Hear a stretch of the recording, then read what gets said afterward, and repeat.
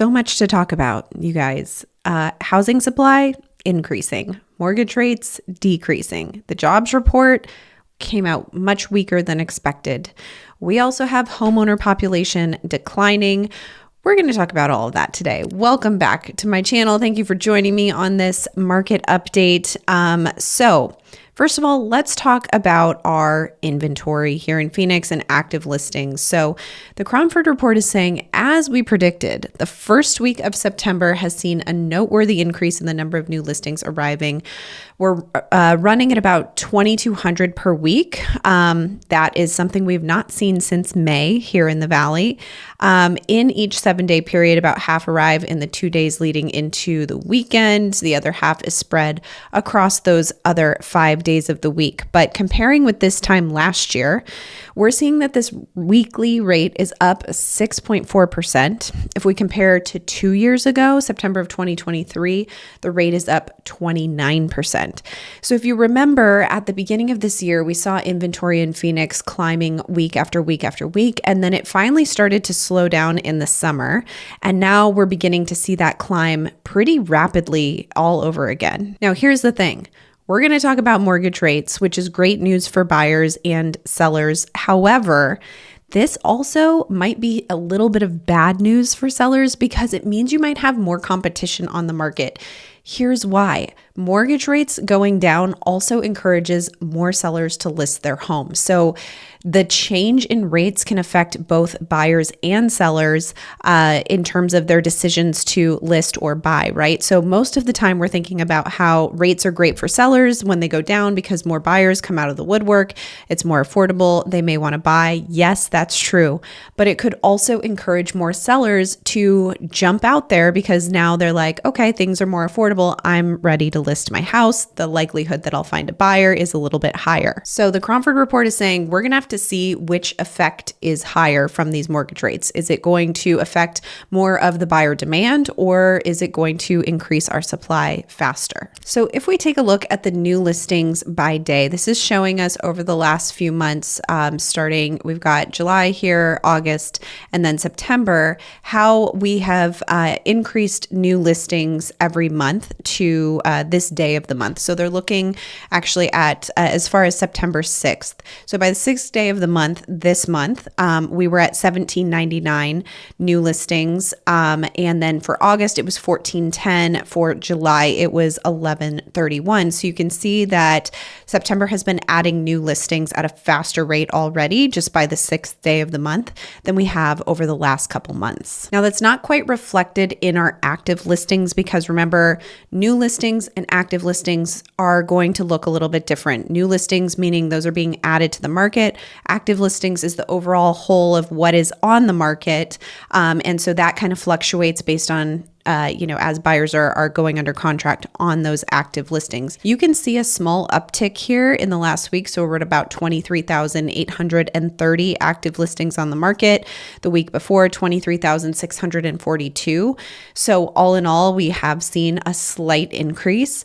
It sounds like the Cromford report is expecting this to go up. So if you are a seller on the market, know that these rates, and we're going to talk about the changes in rates, is a good thing because buyers can afford more. However, it may also be bringing out your competition who was waiting until the fall, which is usually a busier time of year compared to the summer here in Phoenix, and 2, waiting for homes to get more affordable via mortgage rates. And here we are. So we'll have to see what happens. If you are someone who's been considering listing your home for sale, check the description below. I have a link for an instant home value. It could just give you a good idea of what your home might be worth. So let's talk about this jobs report. U.S. economy adds 22,000 jobs. Unemployment rate hits 4.3% in August as labor market continues dramatic slowdown. So what happened last week?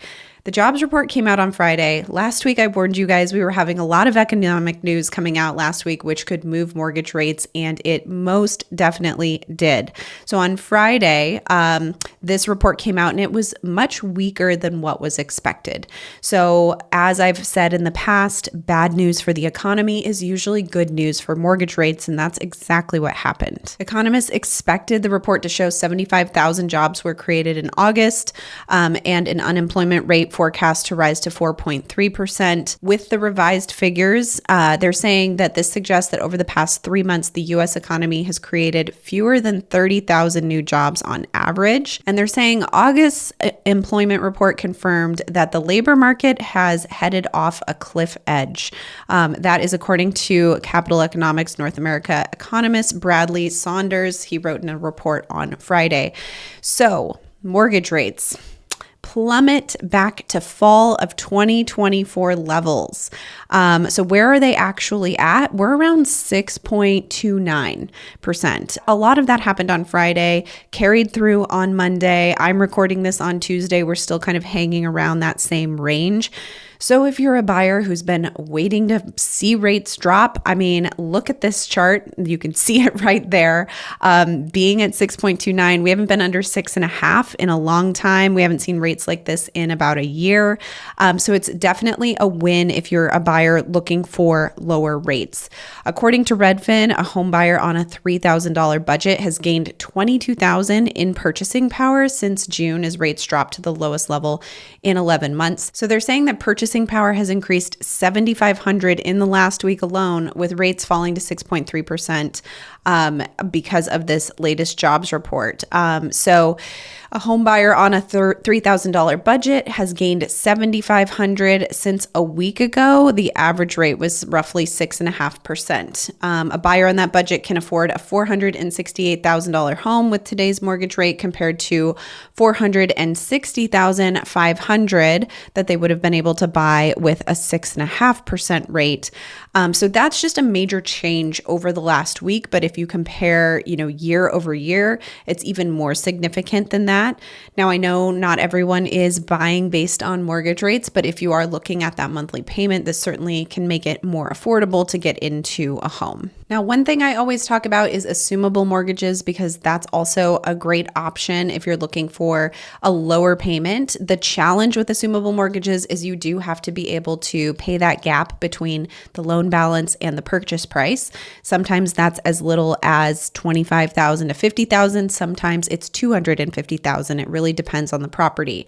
However, it's worth looking into if you can find the right home and the numbers work for you. So if you want more information about that, check the description below. Now, last week I talked a lot about this affordability squeeze, and kind of interesting talking about that right before rates plummet down to the lowest that we've seen in about a year. But on that note, we have also been seeing homeownership affected by this affordability challenge, which is not surprising. And not only are we seeing the homeowner population decreasing, but we're also seeing the rental population increasing, which makes sense. Everyone needs a place to live. So let's check out this information. Before I get there, if any of this is helpful for you, make sure to subscribe or share this video with someone who would find this information interesting and helpful as well. U.S. homeowner population stops growing for the first time in nearly a decade.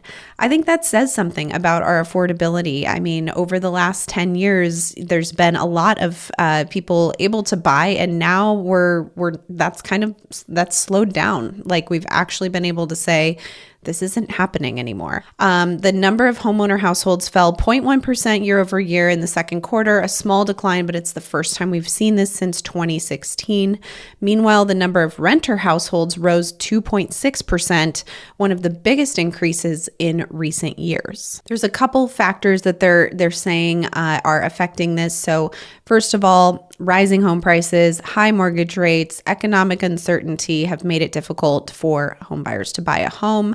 But also people are getting married and starting families later, which means they're buying homes later, which could be another factor at play. They're delaying their purchases. So what does any of this mean for you? Well, we could see increasing supply and prices finally start to come down if people are not buying homes, right? We start to see more homes listed that can't sell, and eventually people have to decrease the prices. So that's how supply and demand works. That's how we will get a market correction if we get to that point.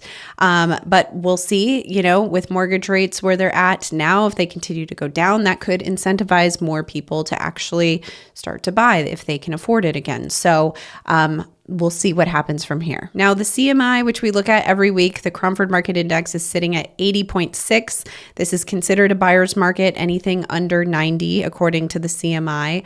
Our demand is at 78.3, so that's 22% below normal demand. Our supply at 97.1, so that's only 3% below normal supply. And supply we'll keep an eye on, but expected this to start to increase. So although we had been seeing every city on this, CMI chart starting to move towards a seller's market, we actually saw a slowdown last week. The overall change, the average change month over month for all of these cities was 8.4%.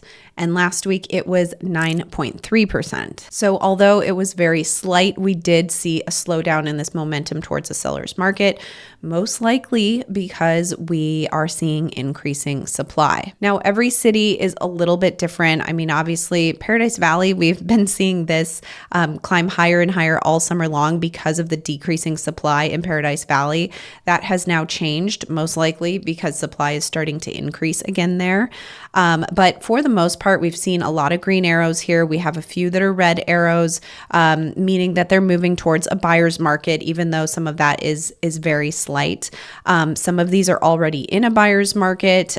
So anything from Peoria down to Maricopa considered a buyer's market.